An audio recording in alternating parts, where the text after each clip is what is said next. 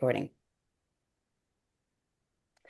Hey everyone, this is Dr. Annalisa Durr. Welcome to Goddess Matters on Journey to the Goddess TV. And I'm here with my other co-hostess with the mostest, Dr. A. Hello, Good Dr. A. morning, Dr. Annalisa. And we're also here with a very special guest, Dr. Nicola Tannin. Hello, Dr. Nicola.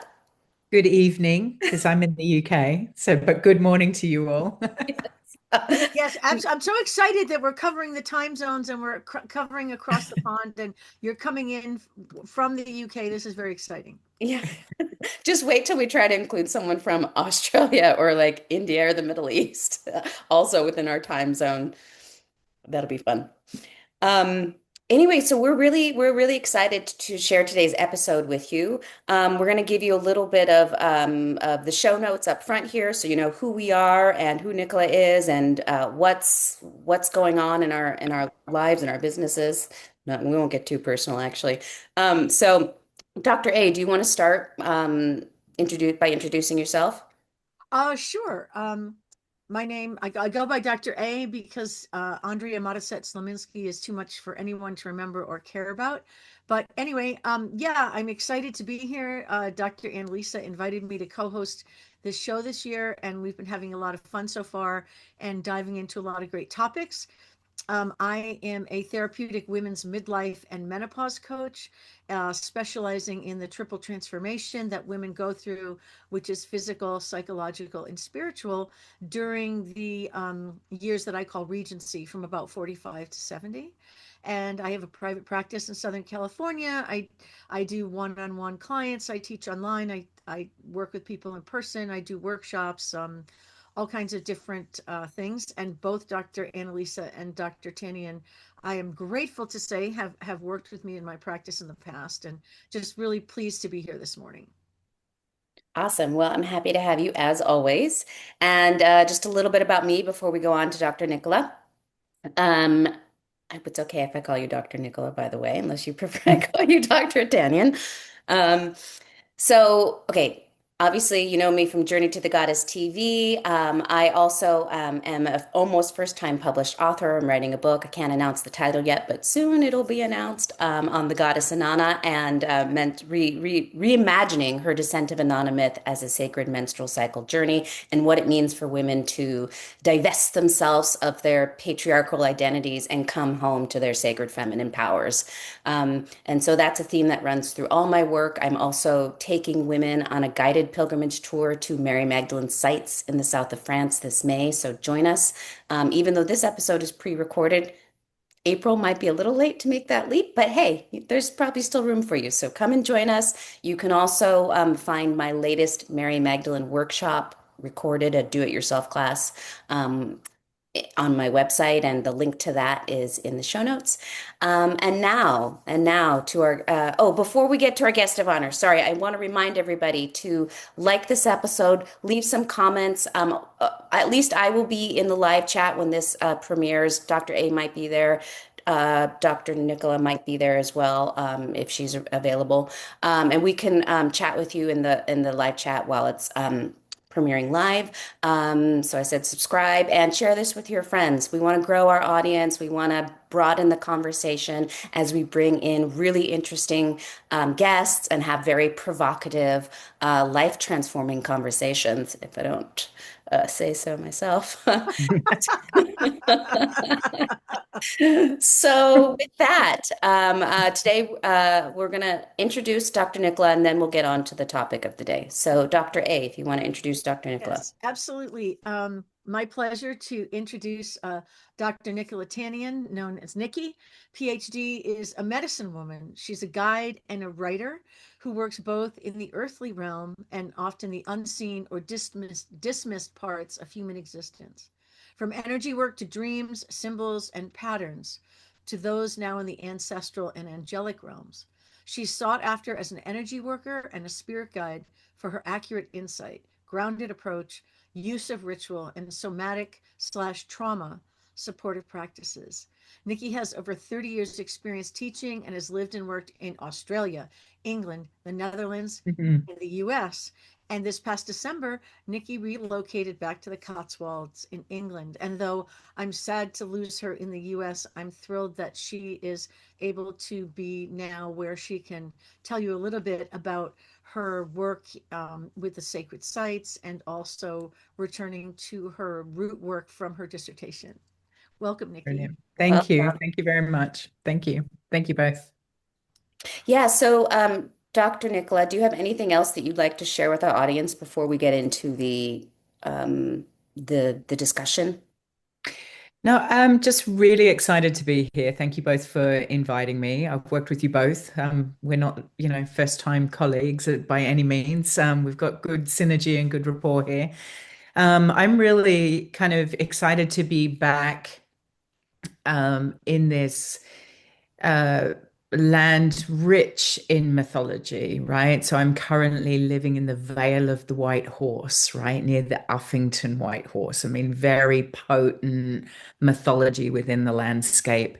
And also very kind of close to Ireland, which is my home and ancestral home and academic work. I have some other work coming up within Irish diaspora and healing, and that's will be kind of become available soon. I'll let you know about that soon. So Cannot excited wait. to be here.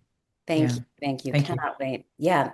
I think that that's a perfect segue into what we're going to be speaking about today. What has to be the segue anyway, right? So our topic today is even goddesses suffer.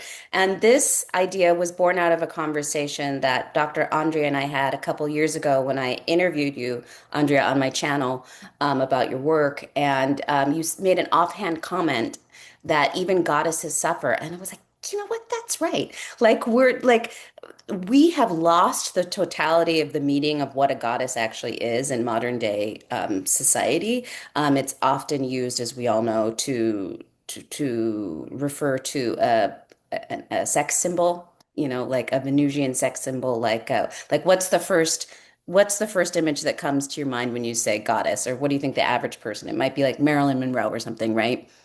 Mm, Or Aphrodite, sexy Aphrodite. Yeah. Right, exactly. But we know, having studied mythology and depth psychology, we're very aware of all of the multifacetedness that comprises what a goddess actually is, and how working with these goddesses, either depth psychologically or spiritually, it can transform our human experience. So, do either of you want to riff from that? Sure. I mean, I'll just speaking on like, how where this idea came from, even goddesses suffer, right? Is working with clients that I work with and looking at the idea that as we go through the different stages of our lives and as we live through the good times and the difficult times, right? That we are experiencing what I would call a very personal experience of universal rites of passage as we age, as we go through menopause, as we go through the Regency life stage, and then on into wise women, right? And so, looking at these universal experiences, when we look at myth, when we look at the great tales and fairy tales and folk tales, we can see that these goddesses in these stories had challenges. They had betrayals. They had um, all different kinds of loss and pain that they went through in their lives. And very interestingly, one of my favorite scholars that I researched for my dissertation was Jane Ellen Harrison, and she was an early archaeologist during the late 19th, early 20th century. And she is very well known for saying that the goddesses reflect the lives of the women, not the women, the lives of the goddesses.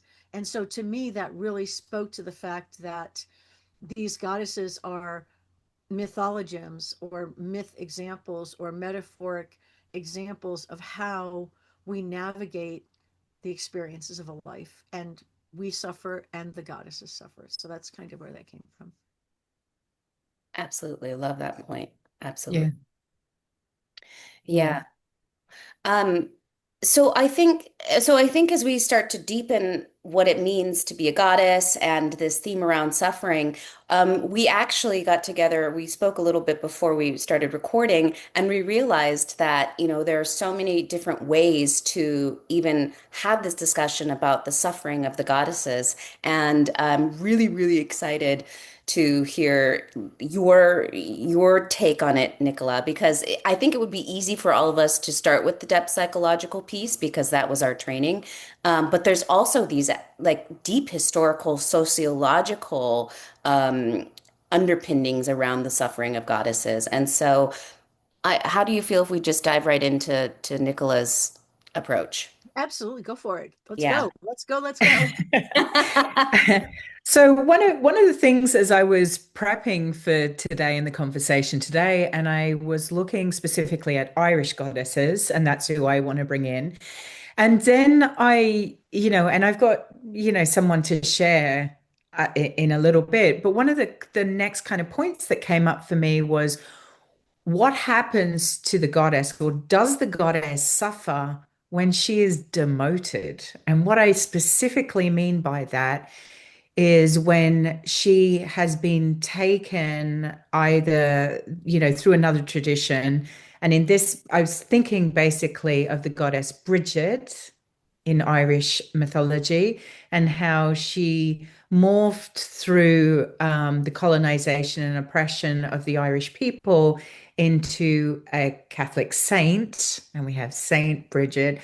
And I wondered, does she suffer from her demotion from the goddess to sainthood, which ultimately means that she was in some way immortalized? And so, in similar way to another figure within Christian um, religion slash mythology, where is the goddess? Where is the saint? And where is the woman? And looking at the kind of suffering that may go that the goddess herself. Well, I mean, she's got bright red hair for a reason. I mean, she's probably got a good fiery temper there. But how is she suffering by the demotion of her position, right? Right, right. And I love that you have that trifecta too, where you bring in the woman itself too. Like they're all threaded together as if like our suffering is somehow linked through this process of demoting of the goddess. Yeah, And absolutely. Andrea, that's what I think that's fascinating, Nikki, because I think about what we can tap into archetypally and the powers within these ancient mythological goddesses and what happens to disconnect us from that actual divinity and that power source in the cultural mythology when they are taken from divine to human, well done, service oriented human. And how does that fracture the goddess's ability to engage with women and the women's ability to engage with that original mythologic power source. Yeah, I think that also, like, of course, we know as depth psychologists being trained in that way as well, though, that any new idea that's brought in, if we hook it to something that's in their culture already, then it's easier to morph or transform and bring in this new idea by hooking it onto an old idea. So I'm sure when Catholicism was brought in, that it was easier to hook onto a goddess that existed by creating a saint. But I'm curious about the realm of suffering within that and what happens to the potency within that also, I because wonder it's not too. just within this one example. I'm sure we can find many, many, many examples, right? Right, right. And I have an example I'm going to share later that tracks the demotion of a goddess through the patriarchal project of the sublimation of the divine feminine. But I love because am less aware. I'm less knowledgeable about Irish mythology, Celtic mythology, that whole kind of region. It wasn't a big area of study in our schooling, No. and it's nothing that I've dived too deeply into. And that might be the same for many of the people watching. So I'm wondering if you can actually talk about that process to a more or less degree, so people know what you mean when you say from goddess to saint to woman. Well, it's you know, with when we're talking about the old gods of Ireland, this is pre-Christendom. So we're talking about, you know, you know, hundreds of years where people were living more in connection with the land, where there was a very rich lived mythological system. And I just want to make a caveat before I go on. That still exists even when Christianity came to Ireland, right? So that's still, and it still exists today. So there's always been um, that old tradition that never eroded. So there's something still very rooted in the landscape and in thus in the psyche and in the diaspora and the living kind of realm. But when Christianity came in, um, and I think it was Carl Jung that said, in order to bring in a new idea, we need to hook it onto an existing idea. And so we see this also within some of the African Orisha tradition also. There is a lot of kind of Catholic saints brought in that are kind of in with some of those traditional original deities. And so for this then as well, we've gone from goddess Bridget. Well, we cannot have a goddess within Christendom, so they become saint. Hmm. Yep. And so, because she was so revered as a goddess, it's easy then for people to kind of start following a different path if she is still in existence, but just a slightly changed form, Yep. right? Yep. And then I was thinking, and this was just my take, well, in order to receive a sainthood, somebody had to have been mortal. And so, who was this mortal woman called Bridget that received sainthood? And I could completely be wrong there, but I was just following this path. And that's where my head went this afternoon. I was like, whoa, I'm going to track this. And then went, whoa, how many women in Ireland are called Bridget? And what does that say? And how is all that in terms of suffering? Does that make sense? Does that answer your question? It does, yeah. And sorry, I see you also want to say something, Andrea, but I'm just thinking now that it seems that a lot of people who are sainted, at least in the past, um, had to suffer quite a bit in order to be True. like physically suffer. They True. were mutilated um, Yeah.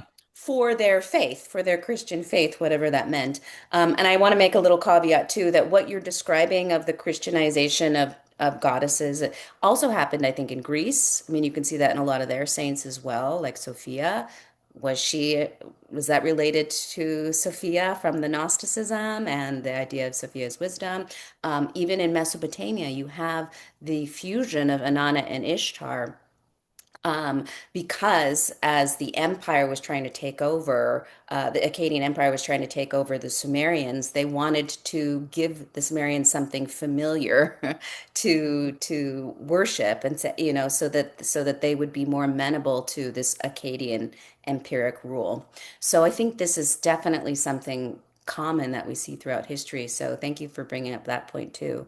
Um, yeah. Anyway, did you want to say something too, Andrea? I'm just cruising along with you guys listening. The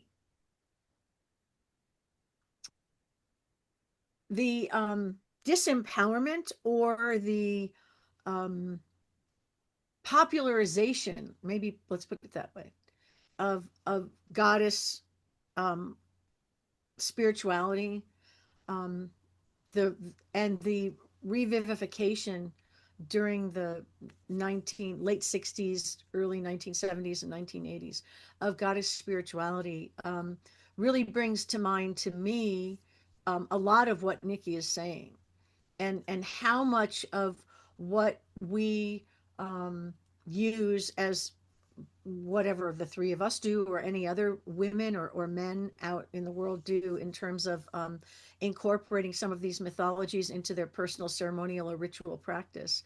Um, how much of it um, is new that we hook on to the idea or the concept that's come forward from ancient Celtic tribes, ancient Mesopotamian, ancient Greek, and it's it's a constant renewal.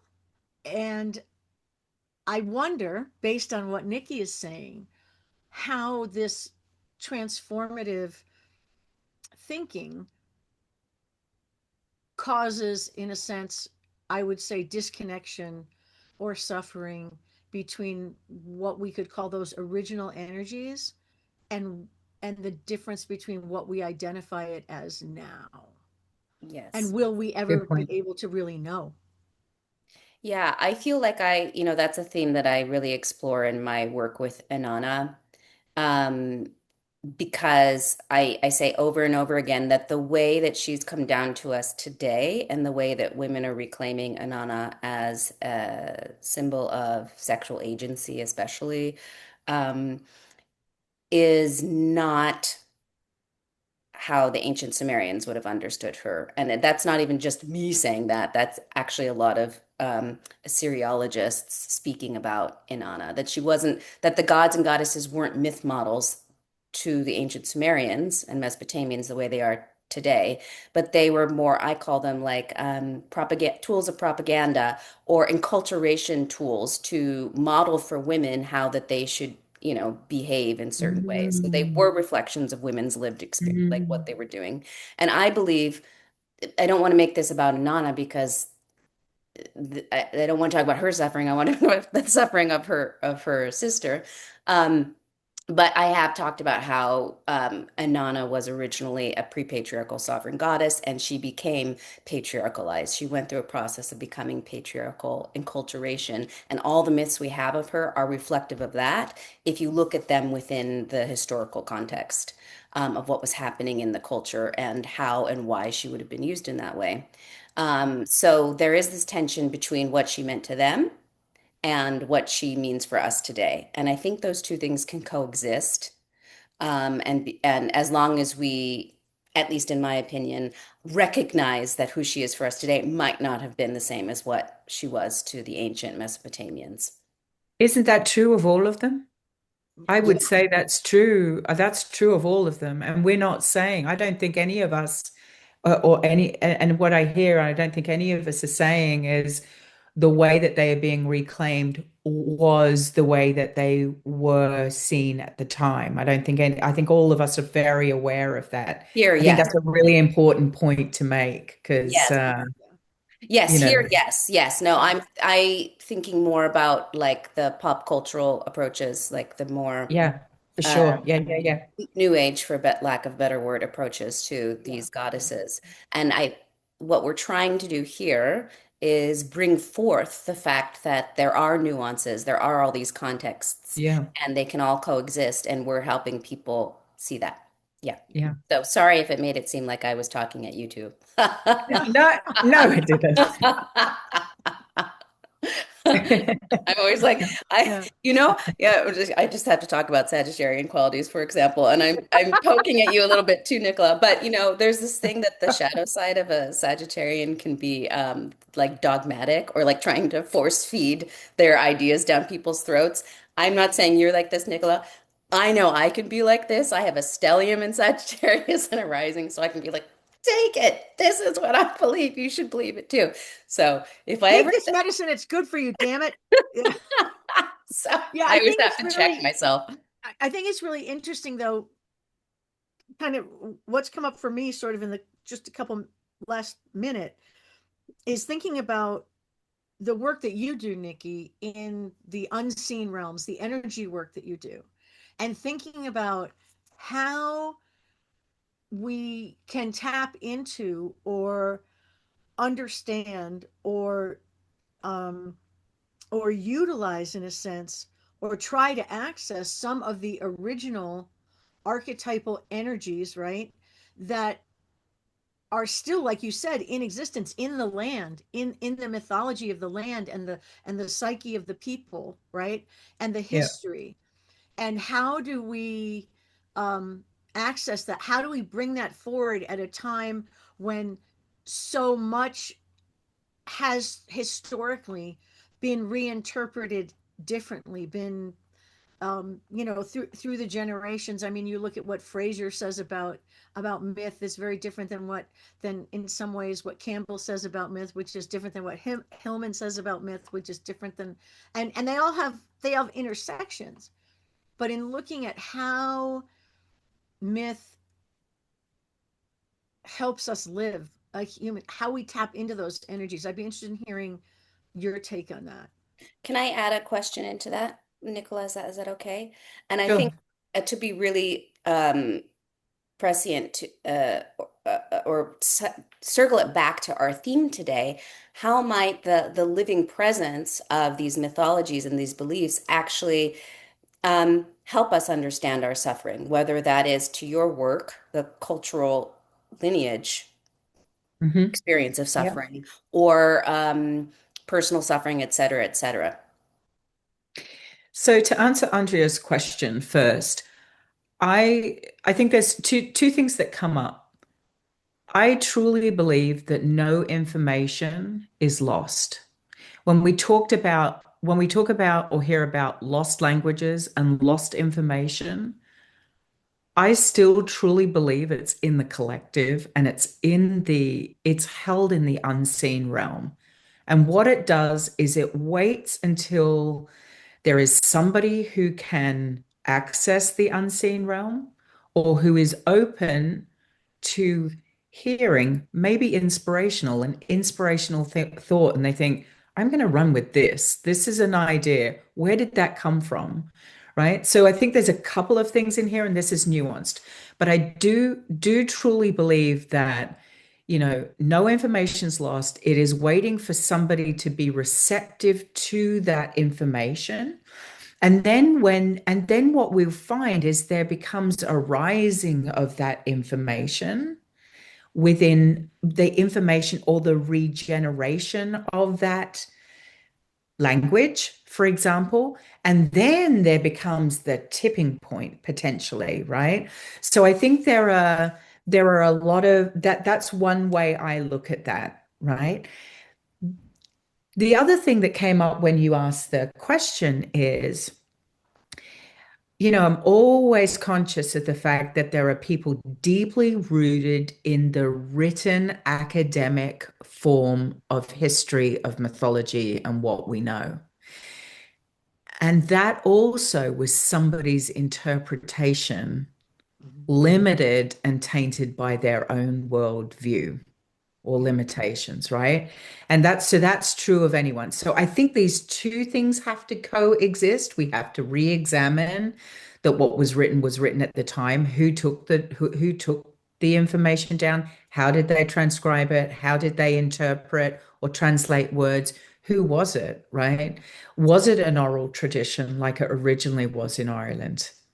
Right? And where does that information there go? Who then wrote it down? What was their bias? Or somebody who taps in the way I do, or I mean, I do both, right? But I can also tap into those unseen, the information of place and landscape because it's rooted in the landscape. And of course, it's going to come through my filter, but it comes through with the grounded academic history, but also, well, actually, this is also the information I'm receiving, right? So I think there's kind of two ways. So I think just to kind of answer in that, if that answers that question, but I really don't believe that information is lost. I do believe it kind of gets held until there's a new generation ready or somebody who can hear it to kind of re-bring it to the surface. Cyclical, spiralic, coming back through time when it's needed most. And, interesting, why are the goddesses coming back up now? Why is the rise of the feminine coming up now? Yeah. because we need it, right? And so our interpretation of that is going to be crucial for this tipping point of humanity and the shift, evolutionary shift that we're going through right now, and will be for the next 10, 20 years at least until the new normal settles, right? Oh Does that boy, make sense? you've got a really positive spin on that 10, 20 years. That's great. I hope I live to see it. Yeah, I think Well, that absolutely. I think the changes and the rise and the resetting of the um cultural norm is is coming. How long it's going to take, that's a whole nother episode. But yeah, I one of the things that I think about when we're talking about these ancient goddesses, and ancient and modern, ancient and current, um, is, and Annalisa, you and I have talked a little bit about this, is the idea that popular culture, or if we want to call it pop culture, if we want to call it new age or whatever, tends to focus on one aspect of an mhm, archetype of a goddess, and mhm. most people never talk about the shadow side. Most people say, oh well, here's the goddess. It's like, well, wait a minute, there's two sides to every archetype, right?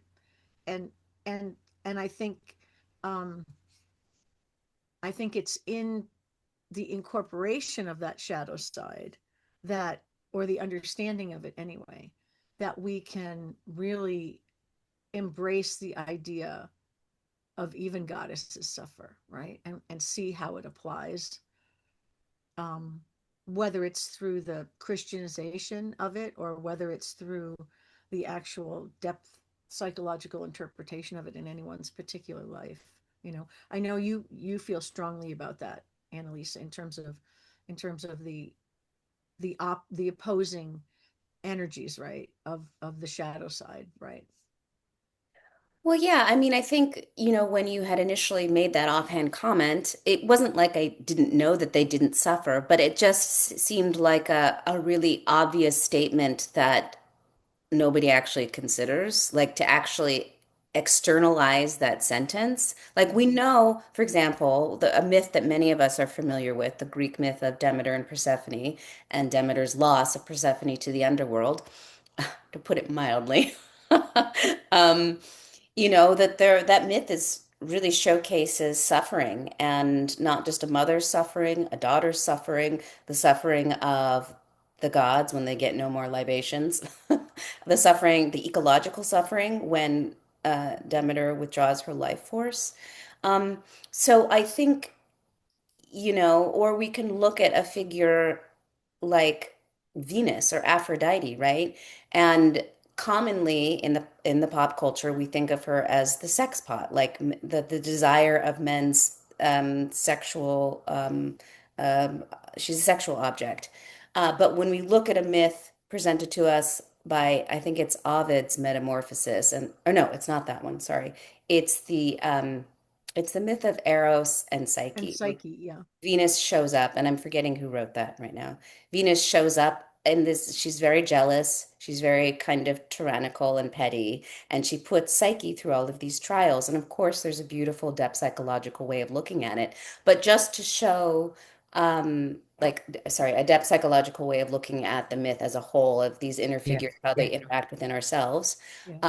But just to show that there are these other sides to these gods and goddesses. They can be beneficent and they can be maleficent, um, or ambiguous, somewhere in between, because I think one of the ways I would interpret that is what they're doing is maybe not, I don't know if actually, I'm going to hold that thought. I'm going to hold that thought and let someone else take it.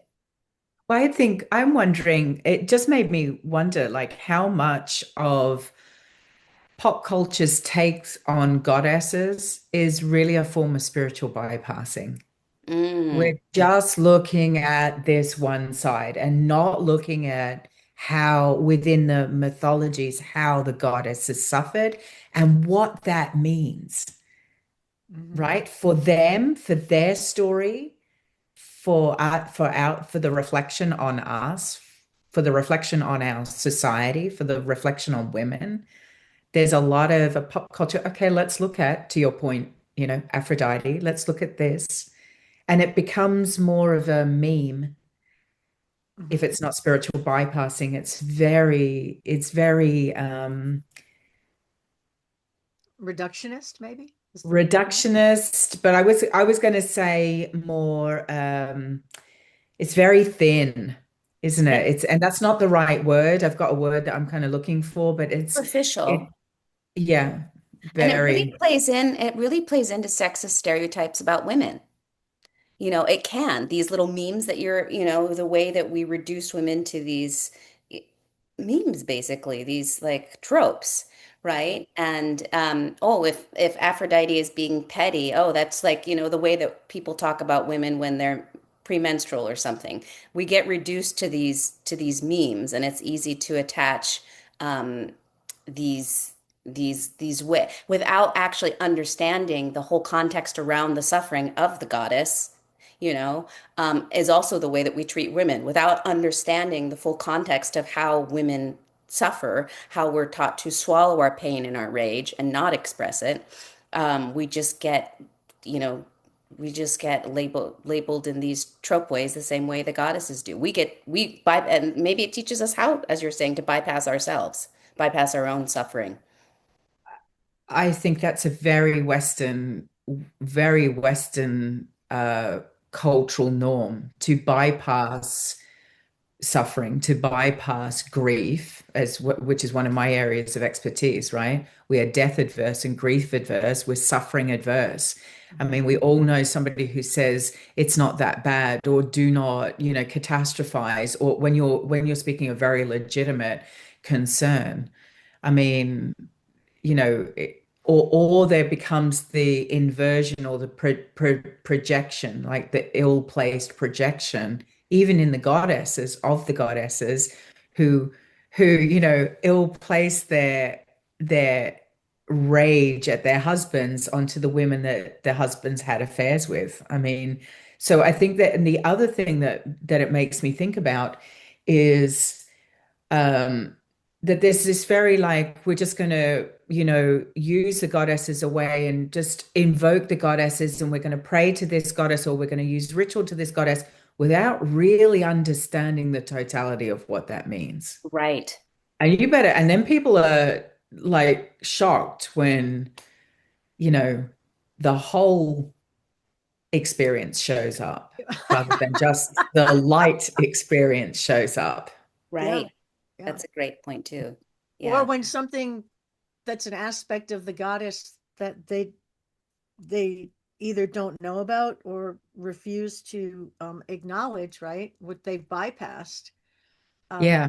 rebounds back, right, into some sort of expression um, that can run can run dually with what one would consider the blessing or the gift or the enlightenment or whatever it is that you're asking for, right? Right. That there's always some sort of reciprocity in the energy. Yeah, are you thinking of somebody in specific when you say that? I'm curious. I'm like, who is she thinking of? I can think of a couple, but Oh yeah, not to put you on the spot. I mean, we can. speaking of goddesses, you mean? Yeah. I was Yeah, wondering, well like, who are you let's thinking look of? at Hecate, right? Which is Mm, everybody's favorite. Oh, the mm, witchy goddess, right? yeah, Watch out. If you're gonna invoke that level of archetypal energy, you better fully understand, as best as your human capacity at the time, what that incorporates and how ancient and how powerful, and what, as you had said, all of that knowledge that's held in the collective unconscious and the collective history of human experience, right? uh, that the symbolic items that she carries, the symbolic actions that she takes, the symbolic familiars that she travels with, that these all contain within them specific powers, ideations, um, and connections that go beyond saying, "Oh, she's the queen of the witches," right? It's the same in Irish mythology of the Mugain. Yeah. And Oh, Hindu with she's Kali, yeah, right? yeah. You don't call on her unless you're willing to walk the battlefields and collect the heads. I mean, she's whoa. And just an added layer with that one, I mean, she's also part of a living tradition. So then you also run into the Yeah, problems of the question of cultural appropriation as well, and what is Right. appropriate. And Right. there are yeah, actual master guide people to guide you in that journey. Who, especially with Kali, you should be seeking out a teacher. yeah. Yeah. The invocation of these goddesses who contain within them the power of death and rebirth is very popular and potentially um, transformative,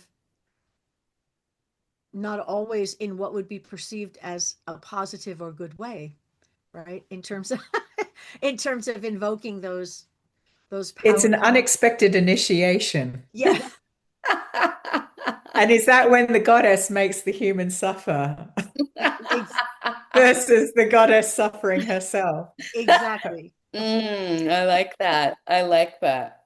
And maybe she'll show up for a guy. I mean, in my experience, if you call on them during your suffering, they do serve as guides. They do serve as guides through those dark passages. Yeah. But that's also where the wisdom is, right? Yeah, and also oftentimes when you call on whatever energy force or goddess or tradition you call on as guides, they're going to guide you through the spaces that they feel you need to move through, which may not be the spaces you think you need to move through, right? And that's always an uncomfortable dichotomy, right? I mean, sometimes, when in the underworld, don't sit down. That's all I can say. Don't eat the Don't food. hang around.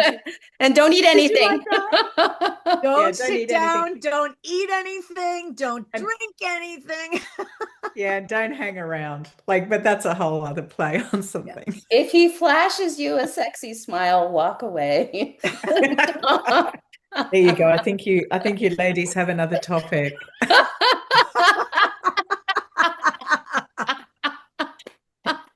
Actually, that could be a set of cards right there. When in the underworld, do not. We I got a mean, little project going on here. it'd be a really great party game. When Yeah, in you the heard it here underworld, first. yeah, when in the underworld you chose two. Yeah. Yeah. Yeah. Pick your tool. Oh no, we won't give any. Okay, let's stop this. Take that. We will definitely take this off and go running with that somewhere else. But This will be one of our swag things that you can get is our underworld game. We're gonna create it. That's yeah. hilarious. So at some point there was something said, but I want to come back to this. Um, Maybe discussing how it is that how do we apply this? How can women and or men apply this wisdom, the goddesses as maybe guides through suffering, who teach us how to suffer or who guide us through it, or maybe back to your work with the land, the embodiment of that suffering or that wisdom lineage within the land. Can I Like, just say one thing really quick yeah, before I forget it because yeah, menopause brain. yeah. I think to this, and then I'll hand it back to you, and you can to Nikki. Is that people, many people, do not want to accept that suffering is normal. Many people do not want to accept that suffering is part of life. Many people do not want to acknowledge that they will suffer, that others suffer, and that um, that it is a very human process, right? And certainly, there are certain religious traditions that highlight this, Like that Buddhism. highlight the idea of suffering as being sacred. I'm not talking about that. I'm talking about the popular cultural idea, at least here in the States or maybe in the global North, I don't know, that that we shouldn't suffer, that suffering is not acceptable, that we will do everything we can to not be uncomfortable at all times. That's all I wanted to say. Right. Right. Yeah. I think that's definitely reflected in our spiritual New Age culture. But it's interesting in Christianity though. Sorry, I'm riffing a minute, but like Alan Watts, the great philosopher Alan Watts, has this talk where he discusses Catholicism in the Mexican tradition and how suffering is so front and center, like that suffering is idolat, there's an idolatry of it. Which in a way is maybe that's actually the route towards our transformation is at this point in our evolution is actually putting it on a pedestal or putting it front and center in our daily lives. Because I think there is a transformation through facing suffering, embracing it, surrendering to it. I see it slightly different. I see both parts. I think because within organized religion, suffering was meant to be front and center, and it's so shame-filled. And so the suffering was because of what you did, shame, not as part of life, it happens. Hmm. So there's a nuance there in terms of what suffering is idolized, Yeah. right? And then people moved away from that because they don't want to be shamed for things that they did or who they were. So they've moved away. And as part of just the culture, consumer culture, Mhm. then there is also this piece that no suffering is tolerated, Right. right? We're not allowed to age. We're not allowed to suffer. We're not allowed to, right? So there, I think there's two kind of parts to that. Yeah. And yet, that kind of bypassing and avoiding of normal suffering rather than suffering we should all suffer, Yeah. it's nuanced. And I hope I'm explaining myself well. Then that's a way back, right? Yeah. The acceptance that suffering is normal, Yeah. not that you are the cause of all your suffering because some God is punishing you. Right. Right. Right. Right. And this is where looking back to the goddesses, that even the goddesses suffer, could be a route back Yeah.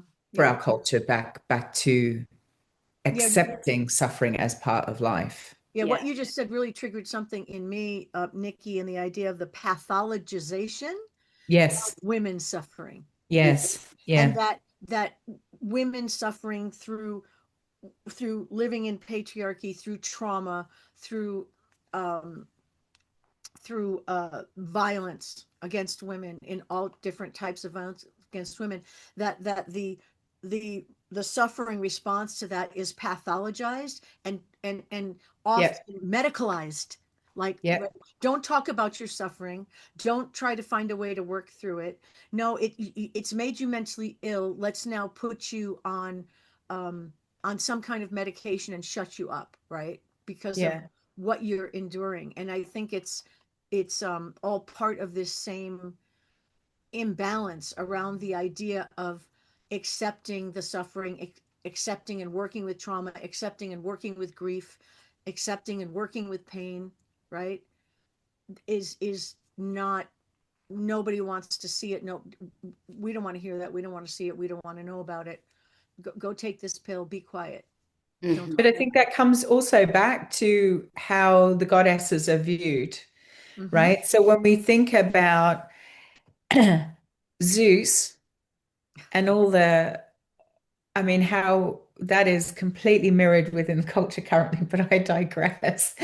But but how his wife suffered greatly, but was pathologized as being bitter and mean Mm-hmm. because she, projected her anger, her rightful anger at a philandering husband, at a misogynist, at a, these very real, in terms of human experiences, very real experiences, yet she gets the blame. She, in to your point, Andrea, she gets pathologized, right? Yeah. Right. The Yeah. Dr. Justice work, right? So it's kind of like Yeah, that Dr. whole Jessica theme of Taylor. like, Yeah, that's who I'm thinking of. Yeah. Yeah. Is so her work. so this is even in mythology, this happens, right?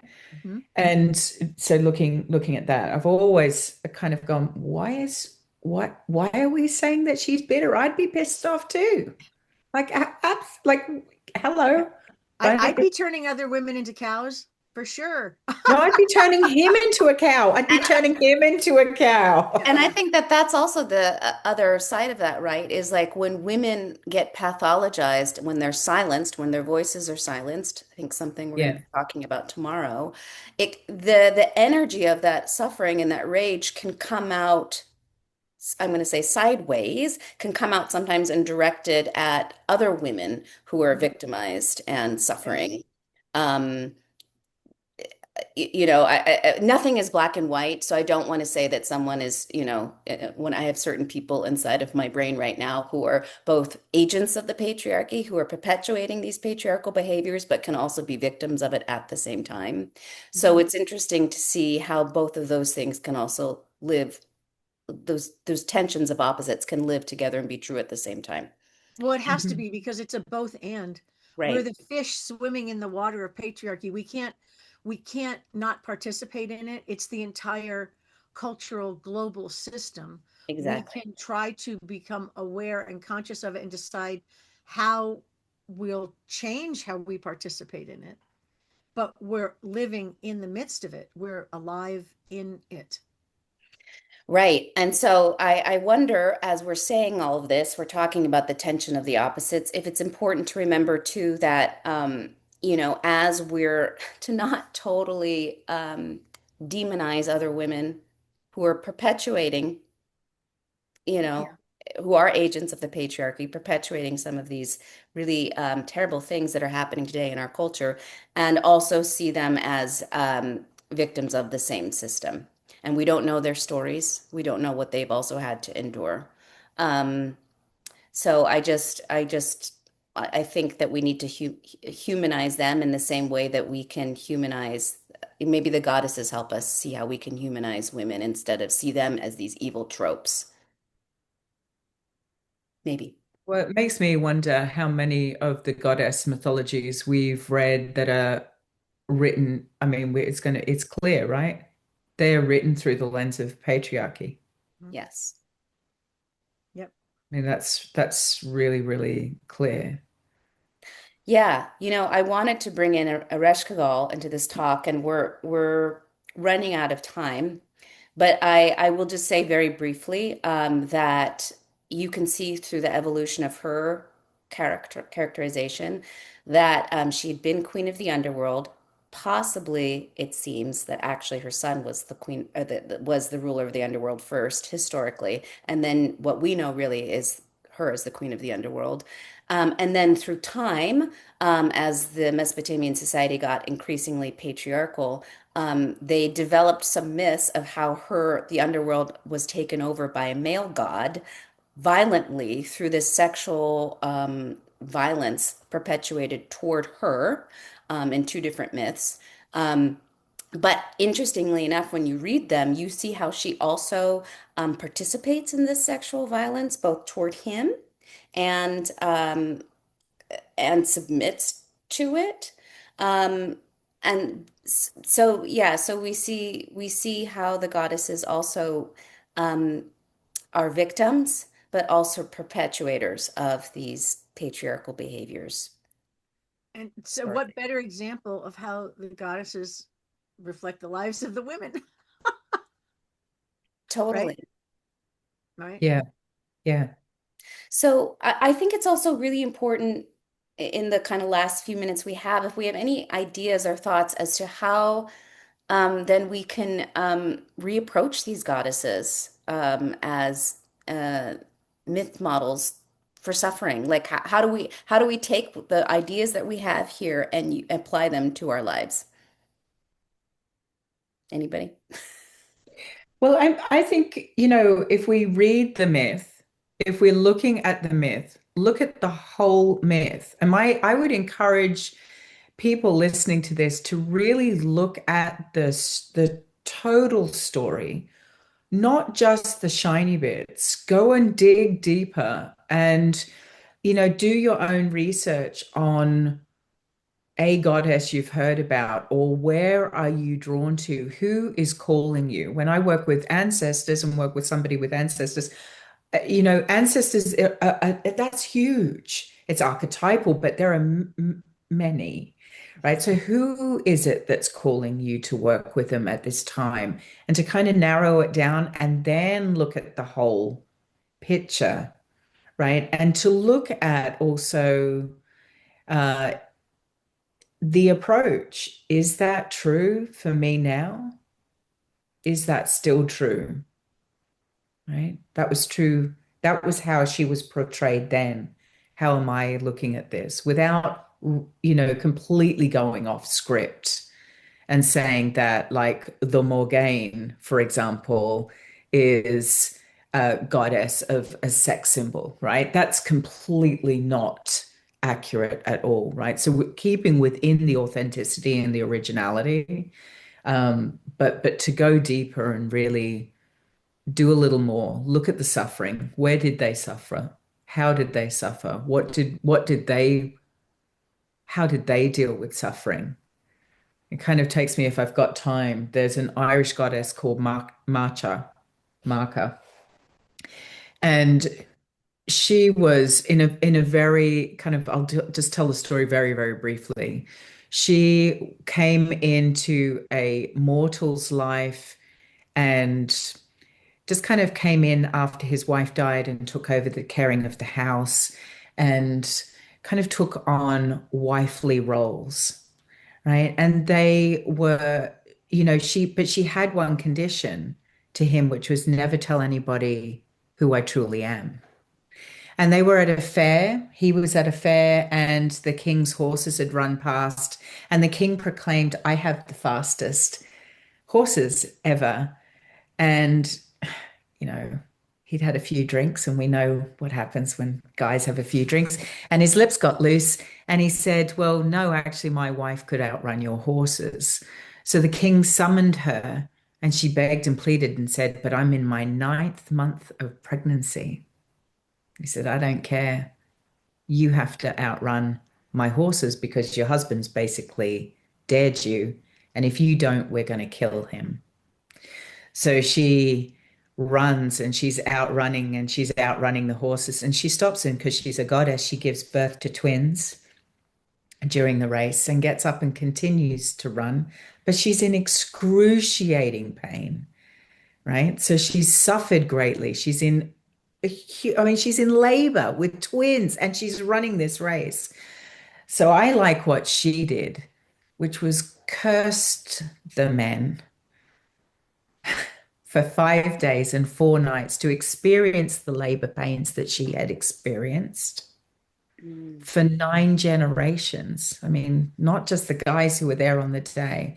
And that is something I think when I look at the suffering of goddess and the suffering of women, is that kind of, the expectation, or we can go, this could be a whole other thing, but the not wanting to suffer during childbirth is an issue. Women are medicalized out of suffering during childbirth. And who knows, maybe it was because men experienced that suffering or something else, right? But that's a whole other. But I dislike the aspect of the cursing for 9 generations Yes. personally. I Whoops. love that too. Yeah. Um, yeah, I just want to tack something on there, like not just the medicalization, or excuse me, the anti-suffering of the birth experience and the pro-medicalization of it. We do that in menstruation as well and Yes. menopause, Yes. right? Yeah. It's Yeah. this is the whole Yeah. anesthetizing of what it means to inhabit a female body and how we can actually experience the totality of our body, of our feelings, of our soul and spirit, that gets numbed out by these drugs. Oh, and I wonder if that then culturally, sorry, I wonder if that then culturally is why we are bypassing the suffering of the goddesses within popular culture, within goddess culture, popular goddess culture. We're just seeing them in this one-dimensional form because in some way they've been anesthetized through our own culture Yeah, Yeah. and through our own experiences. Which yeah, is so That's a lot. interesting. Yeah, no, but that's interesting. We're okay with time. I mean, I'm okay if you two are okay. yeah, yeah, We can go over a little bit, 5, 10 minutes over. yeah. We're flexible. But that's interesting because we also see a resurgence in desire or energy for these goddesses, like Kali, like Durga, right? Mm. Like some of these Celtic goddesses you're discussing. Sorry, I don't can't. Yeah, That's okay. and Irish goddesses or Celtic Irish goddesses. goddesses. Yeah. Hmm. And others. I think that obviously there's something in the zeitgeist for what women. There's this hunger to experience these suffering and these raging and grief. I Um, think the cultural anesthesia has worn off yeah, for women. The cultural anesthesia yeah. of being silenced and being told we shouldn't, that being quite pathologized, that anesthesia, it's wearing off. We Yeah, how can like we see everything now. How could it yeah, not but wear off, yeah, right? yeah. Oh, And I Right. think it's just interesting because speaking of, the anesthesia wearing off in the culture, women are craving some sort of um, way of addressing powerlessness, some way of addressing their suffering, some way of addressing, you know, the Epstein files, some way of addressing the pathologization of women's trauma from sexual violence, some way of addressing the assault on women's rights politically, and looking at this and having the rage rising up and saying, where can we, how do we channel this? How can we be empowered? How can we use this to move forward? And through mythological, personal ceremony, personal ritual practices, those kinds of things, I think women are finding what I would call in some of my classes that archetypal baseline of feminine energy, which Dr. Estes calls the wild woman, or whatever you want to call it, that sacred, endless font of feminine divine energy, creative energy, right? Creation, birth, destruction, rebirth, all of those powers that have belonged to the feminine since the beginning of time, right? So I think searching for that and looking for that um, is one thing that's driving it. And the unfortunate part is the bypassing of the other side of the archetype, right?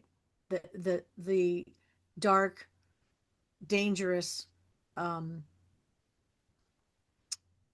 aspects to the shadow side of all of these goddesses, But and it not has to being, be externalized, right? yes, yeah, not The being a, time has come. I think what you're saying, the waking up is women are starting that shift is happening where we have been told to swallow our suffering, to minimize our anger, to kind of make ourselves small and meek and suffer because we're swallowing, hmm diminishing, holding in. And the answer comes in the enantiodromia of that, which is the reclaiming and the externalizing of, yeah, I've got rage over what happened to me at whatever. And that is actually the most accurate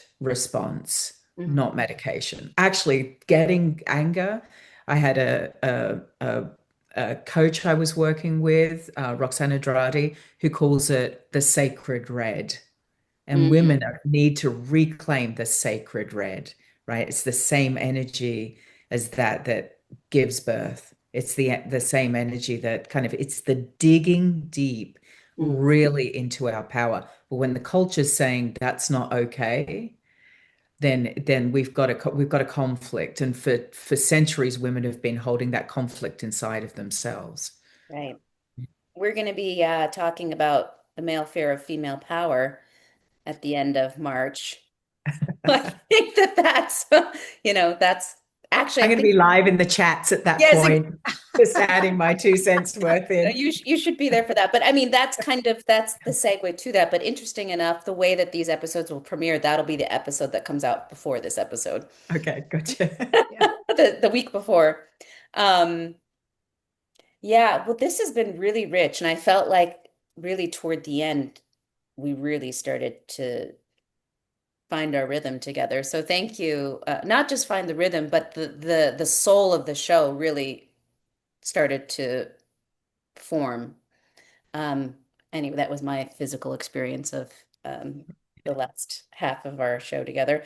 So thank you, Dr. Nicola, for being here and be actually being willing to be our guinea pig in this sense, to be the Thank first you. panelist. Yeah. Um, because there's always, someone always has to be the first. And I really, really, this was really a rich conversation, and it went in a lot of places I didn't necessarily anticipate, but in a good way, in the best of ways, because I think that that maybe is what will also help our show stand out, is because we're talking about these topics in ways that you won't find many other places. Yeah, Agreed. absolutely. Thank It's you great both. as always, Nikki, to spend time with you and Annalisa. Yeah, me too. I could sit and talk in front of a fire with a coffee or a glass of wine, and talk with both of you for hours as we've done in the past. So Yes, it's correct. always great to see you. Congratulations on your new Yeah, digs, thank and you. thanks for joining us from halfway across the world. Yeah, Thank you both. Thank you both. thank you. Yeah, And great so success. and to everybody at home, so again, everything that any references we've talked about, I'll link in the show notes. If you want to check out Nicola's work, you can go to her website and socials, and anything else she provides me will be in the show notes. Same with Dr. Andrea and my work as well. And really, thank you, everybody. We'd love to hear your thoughts, your comments. Please share. We want to broaden the conversation. So until next week. All right. Yeah. Bye, Thank you. ladies. Well Bye. done. Bye-bye. Wait, Bye-bye. don't go. Don't go. Don't go. Don't actually go. Wait, hold on. Stop.